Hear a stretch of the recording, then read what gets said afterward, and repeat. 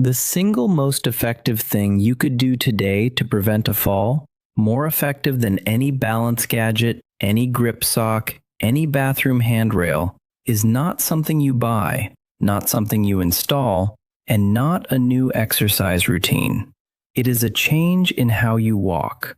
One small, specific adjustment to a movement you have been doing your entire life and almost certainly doing wrong for the last several years without knowing it. The way many people walk every single day has quietly become dangerous, and nobody ever told them. The problem: shuffle gait. Think honestly about whether this sounds familiar. Imagine someone walking down a hallway. Their steps are short, much shorter than they used to be. Their feet barely leave the ground with each step, sliding forward in a low, shuffling motion rather than lifting cleanly off the floor. Their upper body is leaning slightly forward. Their gaze is tilted down toward the ground. Their arms are barely swinging at their sides. They are moving carefully, deliberately, because somewhere in the back of their mind, they are aware that the floor feels less trustworthy than it used to. This is called a shuffle gait, and it is one of the most common walking patterns in adults over 70. It develops gradually, so gradually that most people do not notice it happening at all. What starts as a little caution after a close call becomes a habit. The steps get shorter, the feet stop lifting, the posture shifts forward, and what feels like careful, safe walking is actually one of the highest risk movement patterns your body can adopt. Here is why. When your feet shuffle close to the ground, any irregularity on that surface, a rug edge, a slight rise in the flooring, a crack in the sidewalk, becomes an instant trip hazard. There is simply not enough clearance between your foot and the floor for anything to go wrong without it going very wrong. And because your steps are short and your weight is already pitched forward, the moment your toe catches something, your body has no time and no room to recover. The fall happens before you even realize you are falling. Shuffle gait also signals something deeper. The muscles responsible for lifting your legs, your hip flexors, your glutes, your core, have weakened from underuse. And the neurological connection between your brain and your legs has slowed down. The good news is that both of these things are reversible, and it starts with one change. The one change: heel strike. From this moment forward, every step you take should begin with your heel. This is called a heel strike, and it is how human beings are biomechanically designed to walk. When you are young and your gait is natural and unguarded, your heel hits the ground first with each step. Your weight then rolls forward through the arch of your foot, across the ball, and pushes off through your toes to drive the next step.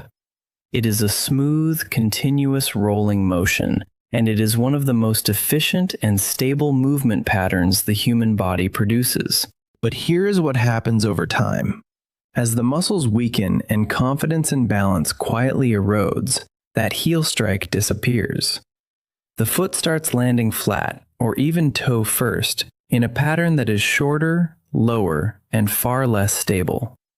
We stop rolling through the foot. We stop pushing off. We start shuffling. And with every passing month of shuffling, the muscles that produce a proper heel strike get weaker and weaker because they are simply not being asked to work. What correcting this actually looks like: with each step, reach your heel slightly forward, just a few inches more than you normally would, and let it make contact with the ground first. Feel the weight shift forward through your foot. Let your toes push off behind you as you step.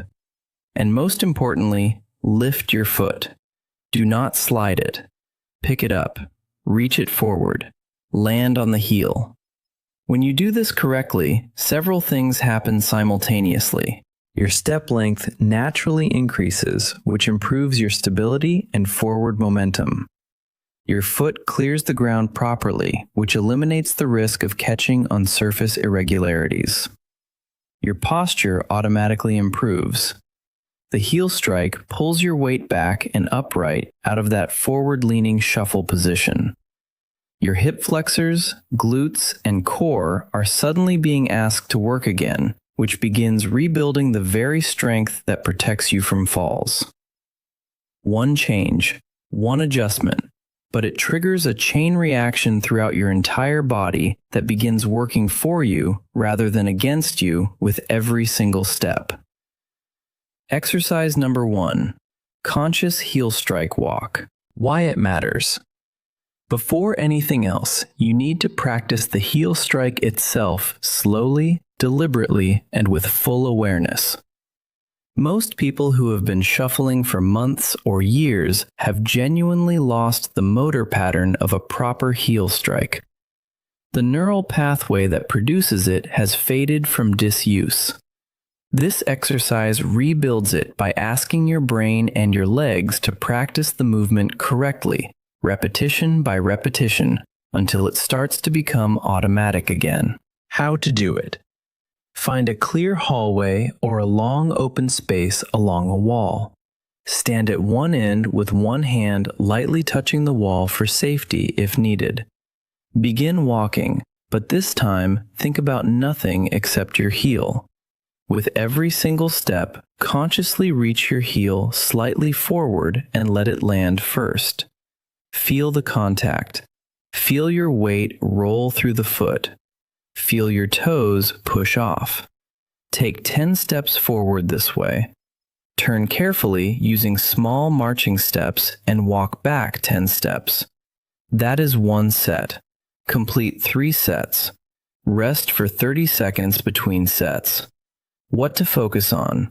Slow down significantly. Speed is the enemy of relearning. The slower you walk, the more conscious control you have over each step, and the stronger the neural signal you are sending to your brain. Think of this as reprogramming, not just walking. Progress tip.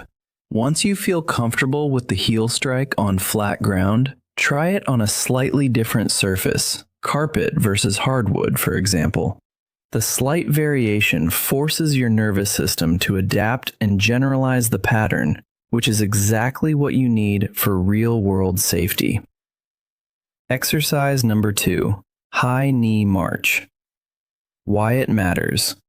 One of the most direct consequences of shuffle gait is that the hip flexors, the muscles responsible for lifting your leg with each step, become progressively weaker. When they are weak, your foot clearance drops. When foot clearance drops, every rug, every threshold, every uneven surface is a potential trip. This exercise specifically targets those hip flexors and rebuilds the lifting reflex that keeps your feet safely above the ground with every stride. How to do it. Stand behind a sturdy chair with both hands resting lightly on the back for support. March in place, lifting your right knee toward your chest as high as you comfortably can, then lowering it back to the floor with control. Then lift the left knee. That is one full repetition. Complete 15 repetitions on each side, 30 total lifts, at a slow, deliberate pace. The lift should feel effortful. If it feels too easy, you are not going high enough. What to focus on? Stand tall throughout. Do not lean your upper body backward as your knee rises. Keep your torso upright. The lifting work should come entirely from your hip, not from momentum or body lean. Control the descent just as carefully as the lift. The lowering phase is equally important for building the eccentric strength your leg needs when your foot returns to the ground. Progress tip. As this becomes easier, practice the march while moving forward slowly through your hallway, lifting each knee before stepping, then placing your heel down first. You are now combining this exercise directly with the heel strike, which is the closest simulation of proper walking you can train at home. Exercise number 3, Stride length walk.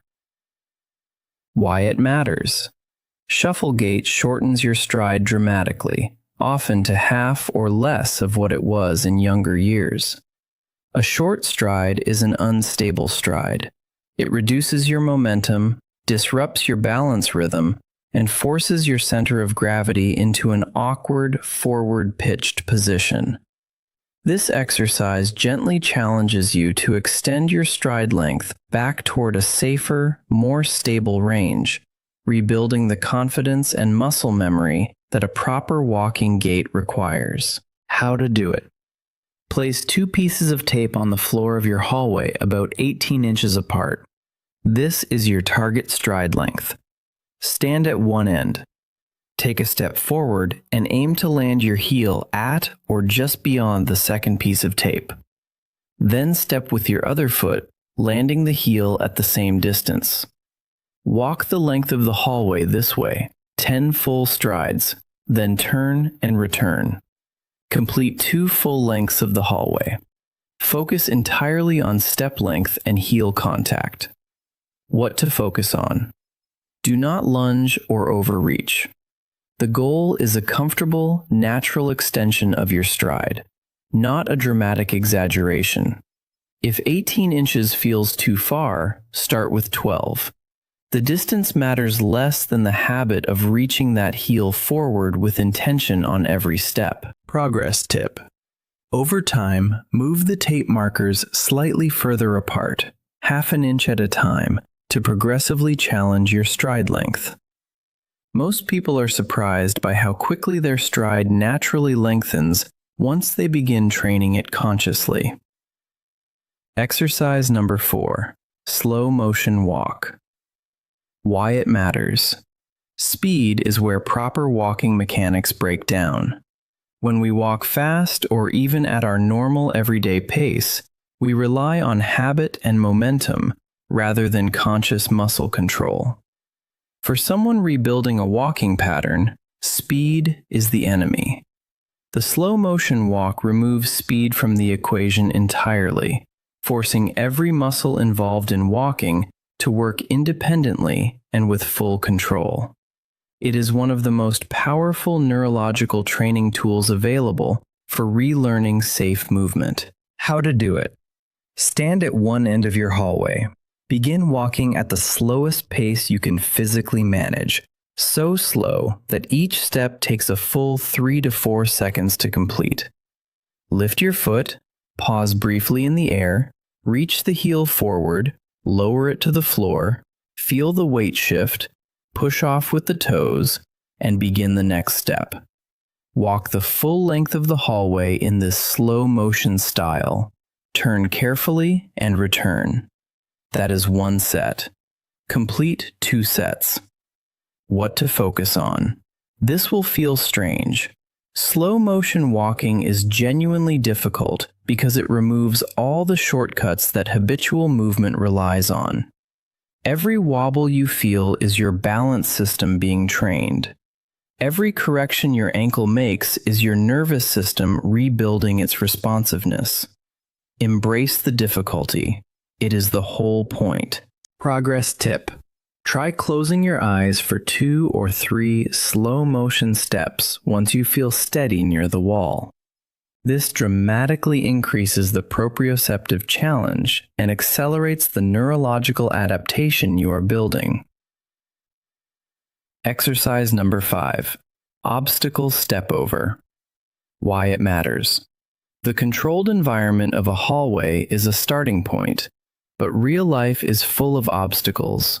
Rugs, door thresholds, pet toys, electrical cords, garden hoses. Every one of these is a potential trip hazard for someone with shuffle gait and low foot clearance. This exercise trains your brain and your legs to detect an obstacle, lift the foot high enough to clear it, and land safely on the other side. The exact sequence your body needs to execute in a fraction of a second when real life presents the same challenge. How to do it. Place a pool noodle, a rolled up towel, or a similarly soft, lightweight object on the floor of your hallway. It should be about 4 to 6 inches high. Stand a few feet back from the obstacle with a wall or chair within reach for support. Walk toward the obstacle at a normal, controlled pace. When you reach it, lift your right foot deliberately, high enough to clear the obstacle with room to spare, and step over. Then lift your left foot and clear the obstacle completely. Continue walking a few steps beyond it. Turn carefully and return, stepping over the obstacle again. Complete 5 passes in each direction, 10 total stepovers. What to focus on? Do not rush as you approach the obstacle.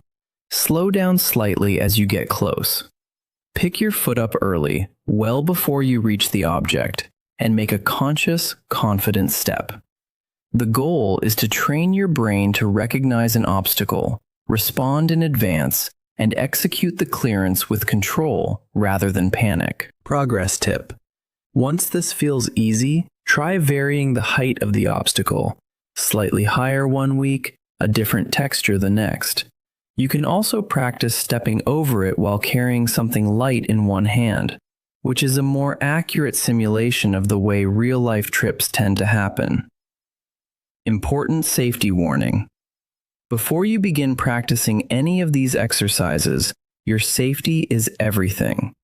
If you have recently had a hip or knee replacement, are being treated for plantar fasciitis or any heel condition, or have been told by your doctor to avoid weight-bearing exercise, speak with your physician or physical therapist before attempting these movements. Some exercises may need to be modified for your specific situation. Always practice near a wall, countertop, or sturdy chair. Never rush these exercises. Wear non-slip footwear or go barefoot on a safe surface. If at any point you feel sharp pain, dizziness, or anything that does not feel right, stop immediately. There is no movement here worth risking your safety over. Progress at your own pace and trust your body to tell you when it is ready for more. Closing. The exercises outlined: conscious heel strike walking, high knee march, stride length walk, slow motion walk, and obstacle step over are designed to rebuild the walking pattern that keeps you safe. When practiced consistently, not perfectly, but consistently, the changes are real and lasting. The heel strike restores your natural gait. The high knee march rebuilds foot clearance. The stride length walk extends your stability. The slow motion walk retrains your nervous system. The obstacle step over prepares you for real-world challenges. Small movements done daily send a clearer message to the nervous system than aggressive workouts done once a week. The body responds to what it is reminded of every day, and these exercises are that daily reminder. The long-term benefit reaches far beyond physical comfort. Healthy nerve function and strong leg circulation protect your balance. They reduce the fear of falling that quietly steals confidence from so many older adults.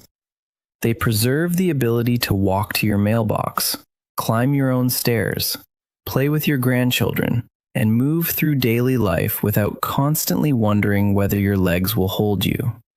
That kind of independence is not a small thing. It is everything. Aging does not mean surrendering control over how your body feels. It means learning which movements your body truly needs at this stage of life and choosing them every day with care and intention. These exercises are that choice.